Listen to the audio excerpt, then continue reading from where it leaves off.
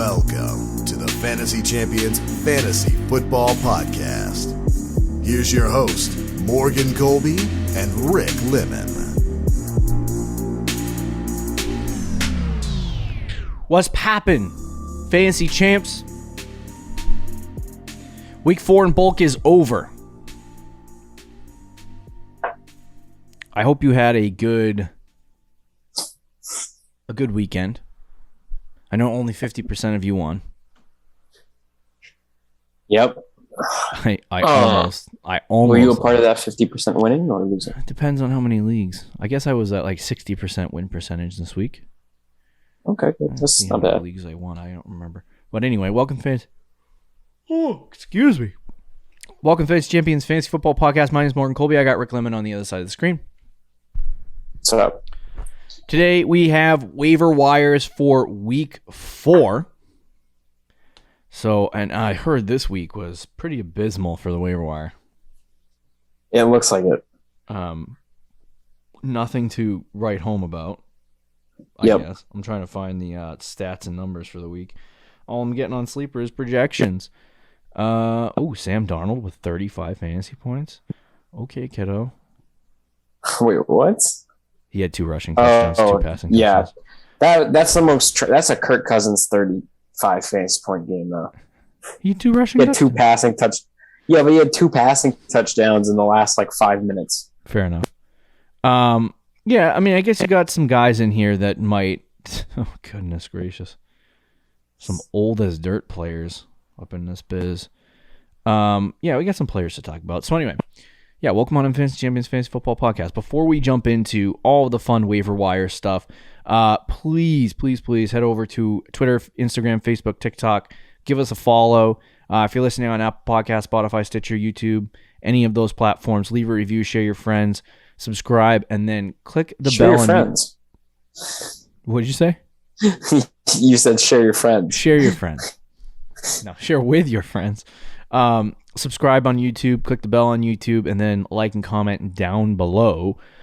Any waiver wire questions that you have for the week, we'll give you anything, even if you're like, oh my gosh, how much waiver budget should I put on this guy? We'll help you out with that. So hey, should I drop Dalvin Cook for Freddie Swan? Yes. I need a receiver. We're kidding.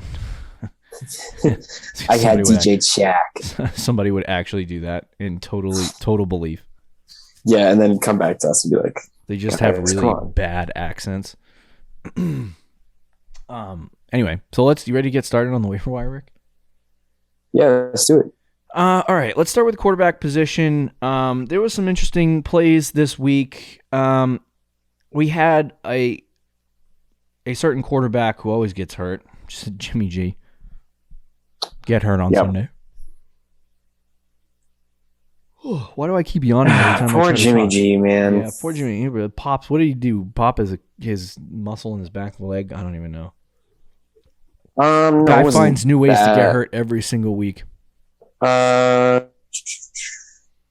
left the game. Okay, this isn't saying why he left the game, just why. He just says he left the game. I think it was like a calf injury, maybe? I don't know. There's some sort of leg injury. Popped his calf. But either way, Jimmy D doing Jimmy G things. Trey Lance comes in. Mm-hmm. Me and Rick have opinions about what he looked like in real life. But right. Fantasy-wise, he might actually be somebody that you can, here's the thing. Here's a question. Do you think Trey keeps the job? After Garoppolo? Yeah. After Garoppolo comes back, I mean. Yeah, after he comes back. I'm like, yes, he's getting the job after Garoppolo, Rick. Come on, buddy. It's really going to depend on how he plays. I'm going to guess yes, because I don't think they would take him out unless he's really bad. If they're winning game, because Jimmy G is known for one thing here at this point, and it's somehow winning football games. Yeah. And if they're not winning football games with Trey Lance, I believe they're not playing this Thursday, right? We just talked about it. It was Rams Seahawks, right? For Thursday night this week. Yeah. Okay, all right. So yeah, Trey Lance. I think he's Sunday night against the Cardinals. Okay. Oh my God. Yeah. Yeah, that's not good. They've been one of the toughest pass defenses in the NFL. But anyway, the big thing for Lance is that I think depending on, he only played like half the game. So depending on what they do, what they draw up, like I think he'll have some really good fantasy weeks just passing and really bad weeks just passing. Obviously, Trey Lance provides some form of a rushing floor. He had 7 rushes, 41 yards in this past game, 22 fantasy points, and only 50% of the game. So, like, yes, he is worth having on your roster if he ends up keeping the job, like 100%. Yes. Like, this is one of those guys you got to go out and get. Like, I would spend a good amount of waiver budget on him. There's just a question of whether or not he's going to play the whole season, and they don't go running back to Jimmy G after 2 weeks, or whenever he gets back. That's the real question. Like, do they go back to him or do they stick with Lance? If they stick with Lance, then you got a gem in fantasy. But if they go with Jimmy G, then you basically have a guy who's not going to play rest of the season. So I really, I have no idea what's going to happen with that. But I would say a flyer on Trey Lance at this point is a good idea. Just stick him on the bottom of your bench if you have roster space and hold on to him until the time comes. Yeah, I'd agree with that. I think he should be owned. Like you said, the rushing floor is obviously there. Mm-hmm. Like, I don't know how well he's going to do week to week passing the football, but he's going to put up some fantasy points some weeks just because of his ability for 1, big plays, and 2, rushing the ball. So he's going to have some big weeks if he's the starter. He's definitely worth a roster spot, and he should be picked up. I'm not putting a ton of waiver budget in, though, just because chances are you're playing in a 1 quarterback league if he's available. And, you're not trying to go out of your way and spend $100 on a quarterback that might start rest of the season in a 1 quarterback league, but he should be owned. Yeah, definitely. Once again, I think Danny Dimes has to be rostered in some way, shape, or form. He rushes, he passes. I don't know how he's not. What'd you say? I don't know how he's not at this point. I know. I don't know how he's not. Right now, according to Fantasy Pros, he's owned in 32% of leagues. He's got a stigma. They keep losing games, and people think it's going to carry over to their fantasy teams, I guess. But, he has 22, 30, 16, 29. He's got Dallas and Los Angeles coming up who've been only 4 weeks in, so I'm going to start saying things about defenses at this point. But Dallas has been not so great against the pass, and neither have the Rams. So I would say this could be a really interesting week for Daniel Jones, especially against Dallas. Roster him, get him on your team. I mean, he provides at least 25 to 30 rushing yards per game. So yeah, I would put him in there. He's actually not playing all too bad this season. He's really not. No. What is that? Over 1,200 yards passing and 4 touchdowns with 1 interception, and then the rushing yards. I mean, that's pretty good. Yeah. Yeah. No, he's been playing fine. Honestly, he's not the problem. I don't think with the Giants. Daniel Jones fantasy wise, though, the thing about him is he's so like weird because he'll have a tough matchup and he'll get 30 fantasy points, then he'll play against the Falcons and get 16, and then he'll go up against the Saints and get another 27. Yep. So it's like it doesn't really matter who he's playing. It's just totally random with him, with how he does. And yeah, he's a player that 100% should be owned. I think it's just kind of like the name. The reason why he's not owned, it's like, he's the quarterback of the Giants. It's Daniel Jones. Like, why would I own him in fantasy? But he's been consistent really for pretty much all season so far, getting 21, 29, 16, 27 fantasy points through those first 4 games. As you said, he hasn't rushed for less than 27 yards in a game. He's going to get at least 25 rushing yards, maybe more. He's going to throw the ball. He hasn't thrown the ball for under 250 yards. Well, he had 249 against Washington, but that was his lowest of the season. So he throws a lot down the field. He runs the ball. So he's honestly, as long as he doesn't turn it over like 3 times a game, which he hasn't yet this year, he's going to put up decent numbers fantasy-wise. Drew Lock in 5, 4, 3, 2, 1, no. Yeah. Another guy I would reference if he's not picked up in your league yet, I believe he's rostered in just under 50% of sleeper leagues. So if he's not rostered, roster him. He had a 35-point week this week. He's had 20, 21, 25, 35, and he's still got some easier matchups coming up against Minnesota, New York, Giants, and the Atlanta Falcons. So yeah, I would snag him. The other guy that I would reference is... You never said who. Sam Darnold. Okay. Did I not say the name? I thought I said Sam Darnold twice. No. I'll listen back and I'll be like, wow. I don't think. Maybe I just missed Either it. that or you just were blanking out at your screen. Which is possible. As I was like spitting off stats. Sam Darnold is who I was talking about. So rostering 43% of leagues, I would go after him. And then the final guy at the quarterback position, unless there's anyone else that you wanted to reference, is Taylor Heineke. And I don't know. This is absurd. Have you seen his numbers? A little bit. Last 3 games. I've seen a little bit. 336 and 2 touchdowns, 1 interception against the Giants. 212, 2 touchdowns, 2 interceptions against the Buffalo Bills. 290 yards, 3 touchdowns against Atlanta, no interceptions. He's also provided an average of like 20 to 30 rushing yards per game. He's had... I don't like Daniel Jones. Since he started week 2, 23 fantasy points, 24 fantasy points, 30 fantasy points. Now, he does have New Orleans coming up, but is it worth a roster? He has 8 passing touchdowns this year, which is 8 9 passing touchdowns, 3 interceptions. Yeah, I think he's worth probably a roster spot. He's the QB 11. The Saints is a tough matchup, but Daniel Jones just had a good week against the Saints. But again, I think he's a streamable guy. Like, I wouldn't roster him. Yes, streamable. Yeah, I don't know if I'd roster him either, but he's definitely streamable. Okay, and then Mac Jones with 18.9 fantasy points, a career high. Yikes! Yeah, he should be starting. Yeah, that's definitely not. Yeah. But against Houston, is he streamable? No, probably not. We'll see. We should. I think, but if the Patriots have any sort of lead against Houston, they're probably going to run the ball. Like, it's going to be like the Jets game. Yeah, more than likely. I just hope he reaches 200 passing yards. I think he's got 1,000, just over 1,000 passing yards on the season. That's pretty good. Getting up there, buddy. So anyway, I went into week. What the hell is going on? Okay, my app just crashed. Great. All right, let's move on to the next position. So Damian Williams came in, scored a touchdown. I believe our good friend David Montgomery got hurt this week, and it's not what is it? The word I'm looking for. It's not serious. Serious. Thank you. It's the easy words sometimes that trip me up. It's literally like we're recording this at like 5:27 on Monday, just so you guys know. And I looked outside and it's like dark. Yeah, that's kind of weird. And we haven't even gotten to daylight savings. Like, I'm kind of screwed right now.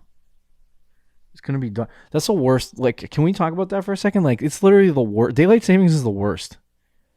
Oh, dude, don't remind me. I like winter, and I like cold, and I like the fall, and I like cold. But like, why does the sun go down? Like, why do we need to make the sun go down earlier? Yeah, I don't like that. It just makes me tired. More than I already am. Looking at all these freaking stats on PFF, my brain starts to hurt after a while. Right. Yep. It's kind of a mess. And then now it's dark, so my eyes are just bleeding. Anyway. So yes, Damian Williams I don't know the extent. Right now, the MRI came back, said it's not major, which is good news for David Montgomery. But I would expect him not to play this week. Now, assuming he's not going to play, what do you want to do with Damian Williams, Rick? If he's not going to play, I would pick him up and plug him in your lineup this week if because Monty he doesn't play. What is it? If Monty doesn't play, you want to start Damian Williams. It's gross, I know, but especially if Fields is starting, they've been running the ball a lot. So he's going to get work, and he's also going to get receiving. Like, he's going to get a lot of the work. When Montgomery went down, Damian Williams got every single snap, I believe, at the running back position. So, like, he's going to be used, and it's against the Raiders, is a decent matchup. So I think he should be like at least a flex option without Montgomery. So if you need someone to just plug in and play for a week, I would definitely pick him up, but it's not long-term injury for Montgomery, so it's not like you're going out of your way to get Damian Williams. But I do think if you need a plug and play, he's a good he's a good fit. Yeah, definitely. I would just keep an eye on the roster. I mean, the injury reports with David Montgomery before you dump waiver budget. I believe. See, here's the thing: is I will put a claim in for him if I need a play. But if I don't get him, I'm not going to cry over spilled milk. Like I'm not. I don't even know if I put budget on him unless you have Montgomery. And so that way, just in case you'll have someone. I'm okay losing that waiver claim because it's not going to make or break your season. He's really not going to get much opportunity once Monty comes back. So I would put a claim in if you need a running back this week. But outside of that, bye weeks do start this week, I believe. Week 5. It's week 5 this week, correct? Mm-hmm. Yeah. I believe bye weeks start this week. So if you got a bye or something like that and you need Damian Williams, like I would pick him up. But don't cry if you don't get him. Like you're getting the biggest handcuff of all time because the Bears suck. Anyway, there's some other guys. Have you seen Kenneth Gainwell's numbers? I have. So he's a very interesting player. He's getting about 8 touches a game. I calculated this earlier today. He's getting about eight touches a game, generally speaking. And he's been relatively efficient with them. So he's had 11, 6, 4, and then 17 against Kansas City. He is playing. I watched the Eagles game on Sunday against Dallas, and he's playing a lot of wide receiver, essentially. So, which is very interesting. He basically just looks like a wide receiver at this point, and then he gets some, basically. It's kind of the J.D. McKissick role. Yeah, it does remind me a lot of the J.D. McKissick role. Now, the problem is when you start, you got to look at with these guys, and I know you're going to see Gainwell on the waiver wire and you get real excited, but you have to look deeper into some of the numbers in order to make these decisions, and that's what we do here for you at the Fantasy Champions Fantasy Football Podcast. But anyway, he has 35% snap percentage, 33, 31, and 39. I don't know about you, Rick, but I don't really want a running back that only gets 35% snap percentage. Yeah, I don't like that. He went out there, he had 8 targets this week. He looked like a wide receiver. He rushed for a touchdown up the middle. He had 3 rushes total in the game. He's just an 8 touch a game, 33 snap percentage running back's not great. And when you're overly efficient, it is what it is. I would keep an eye on him. If the snap percentage increases and the 8 touches a game turns to 12 touches a game, then I want him on my team. But at this point, I don't know that that's going to happen. It's clear Miles Sanders is their guy, even though he has not played well. But I wouldn't.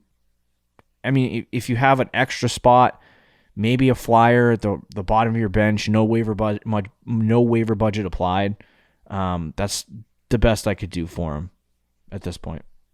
Yeah, I mean, Miles Sanders is their guy snap percentage-wise, but last 2 weeks, Miles Sanders had 5 touches, and then last week he had, against the Chiefs, this past week, he had 10 touches. Yeah.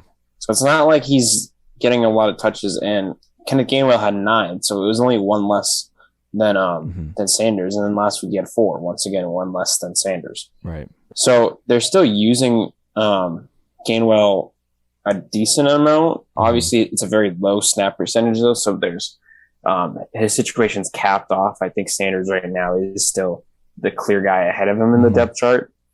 But if you're in a PPR league, and I think I've said this before on the show talking about Kenneth Gainwell, it's kind of like owning a J.D. McKissick or a Naheem Hines, and those guys are owned in most leagues. Right. I think he's in that conversation of the same player.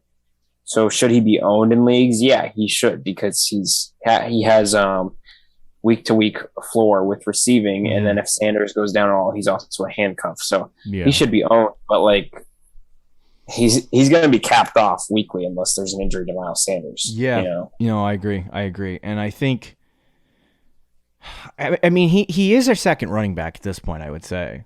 Oh yeah, he is. Yeah. And if they decide to go more of an RBBC role with him, he could provide 12 to 14 touches a game. I don't think that's going to happen at this point. So if it does, they throw the ball a ton too. Yeah, no, and when they rush a little bit Hurts. with Sanders, or it's Hurts. Hurts had the most rushing attempts this week, I think, among the running backs. So, players. So there's only one other guy that I would say at the running back position. Joe Mixon got hurt this week. I can't remember, I think it was a high ankle sprain, mild high ankle sprain. I believe that he's got some time since Thursday night to recover, about 10 days. So I feel like he should be okay for this Sunday's game. Mm-hmm. But if he doesn't play, are you interested in any of the running backs for Cincinnati? Is it Perrine? Is that how you say his name? Samaje Perrine. Yeah. Perrine, yeah. I would consider picking him up. I do think there's a chance they'll split him with Chris Evans. Yeah. Maybe like a 60-40 split where Perrine gets more work, but Evans is involved. So right. It would be kind of gross to do that. I do think Mixon is going to play from what I've seen, or it'll at least be like he might be questionable, but comes down to the game time decision. We'll see how that goes. So follow his situation. If he doesn't play, then yeah, I think Perrine would be worth a pickup, but it's not to the same level as Damian Williams to me as a 1 week plug-in. I agree, because I think Williams is going to be like the workhorse, while Perrine and Chris Evans kind of split. Okay, sounds good. Let's move to the wide receiver position, then we can quickly touch on the tight end position really quickly. So I would pick up Darnell Mooney, if you have him on your waiver wire. I don't know that he would be, but Fields is looking a lot better. And it looks like they're using him a little bit more efficiently, if that makes sense. And with that being said, Mooney is clearly their, downfield guy. And so there's going to be games where he's not great, but this past week he had seven targets, 5 catches, 125 yards. He also had a rush for 10 yards, so he had 16 total fantasy points. Didn't catch a touchdown, but if something like this continues to happen for Mooney with Justin Fields, that's really, really good for him. So I would pick up Darnell Mooney, definitely.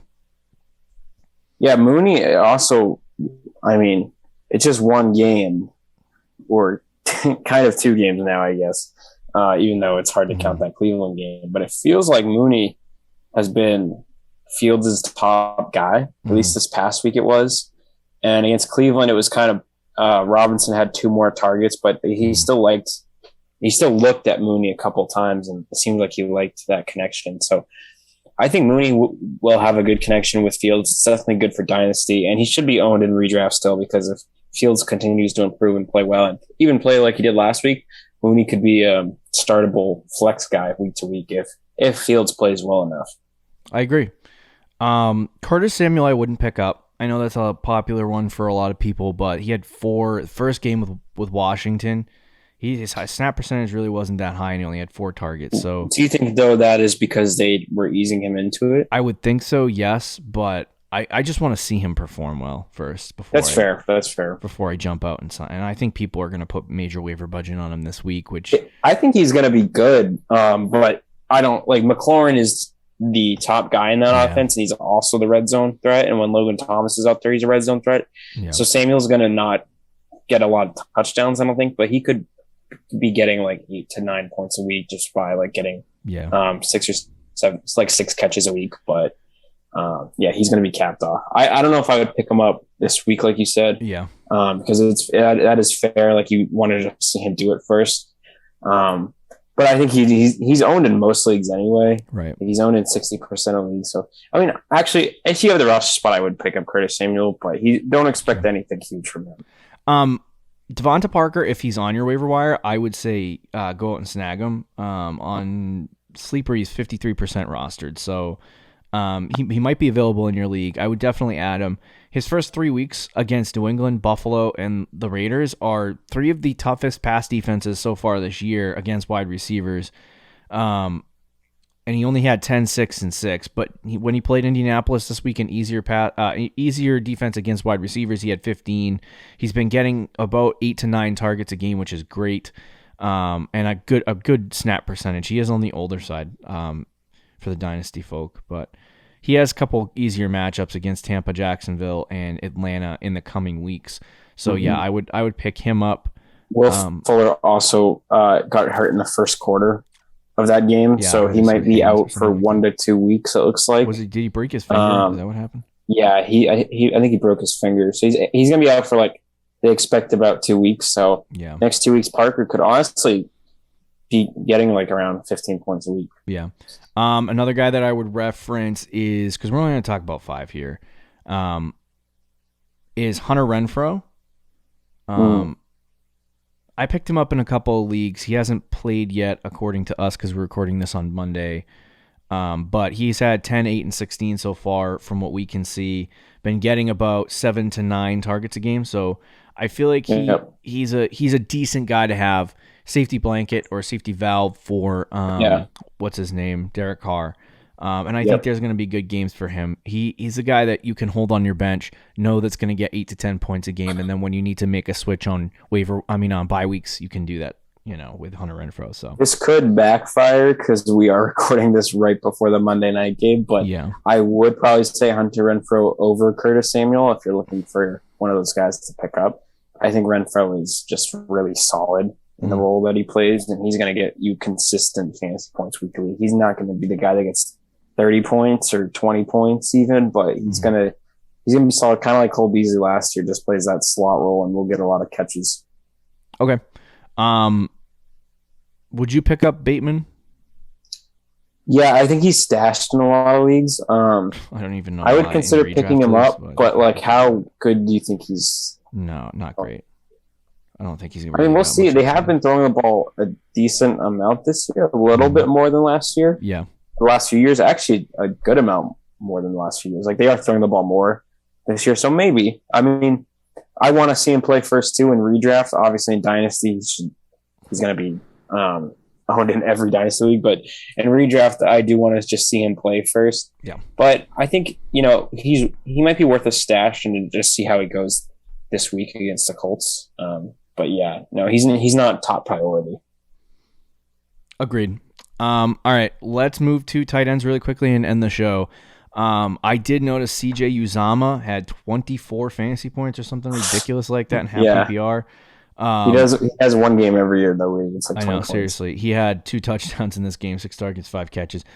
I wouldn't pick him up unless you get an opportunity to see more from him. Like if they keep throwing it to him. Then if he gets 2 or 3 games in a row with 6 targets, I think he's a good tight end to have. But we haven't seen that, so just keep an eye on him, watch him, see what happens. I did see Dawson Knox had another really good week. If he's still available, I would pick him up.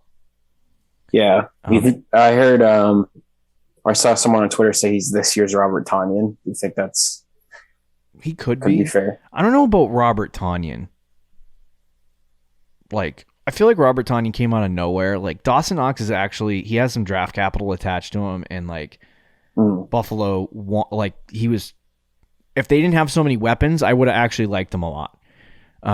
But they've been throwing to him in the red zone, so he could be a really good. It's just the target percentage is not really that high, so I'm not excited about him. But anyway, he had 8 targets this week. Yeah, but weeks prior he hasn't had that many. Yeah, he had 4 or 5. And 3. I just feel like it's an offense where it's like, he's going to be hit or miss. So, like, know what you're getting into. But, yes, pick him up. I think he's going to be good. I guess Bob Tonyan is not a bad comparison. But anyway, any more tight ends you want to talk about? Would you pick up Hunter Henry? Yeah, why not? Okay. And then Evan Ingram had 6 targets again this week, 5 catches, but for just 27 yards. So. Yikes. Yeah. Yeah, I would definitely do Henry. Ingram I keep an eye on. Outside of that, there's really no one that I'm like, okay, go get a tight end. Yeah, Tyler Conklin has been Conklin. I can't say his name. Anyway, he's been okay, but I don't know if I would pick him up. But yeah, that it's really just Dawson Knox should be owned and starting in your leagues, and then I think Hunter Henry could be owned in your leagues. Yeah. Okay, exactly. Sounds good. There you have it. Waiver wire, week 4 in the books. It's been an interesting show. Tomorrow, I believe we have the NFL Thursday Night Football, Fantasy Football preview. So check that out. We'll see you tomorrow. See you guys. Thank you for listening to the Fantasy Champions Podcast. Make sure you subscribe on iTunes and YouTube. and follow us on Twitter @TheFFChamps.